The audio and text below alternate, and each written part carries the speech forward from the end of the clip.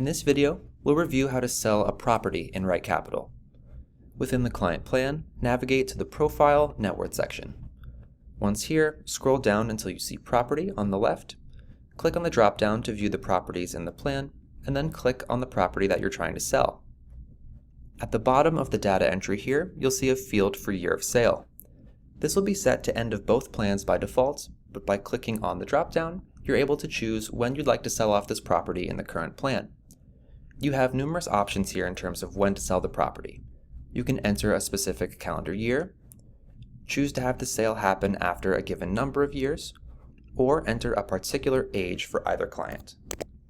You can also quickly select either client's retirement or end of plan. You also have the ability to adjust the sale of a property in the proposed plan rather than the current. This is useful if you're looking to see the impact of selling a property at different times. To do this, navigate over to the Retirement Analysis section and scroll down to the bottom of the action items.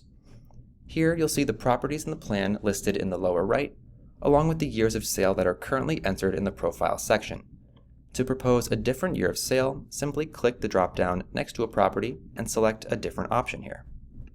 Once you click Refresh in the lower right, this change will be applied to your proposed plan. That is how you model selling a property in RightCapital. Do note that this method of selling a property does not apply to the primary home.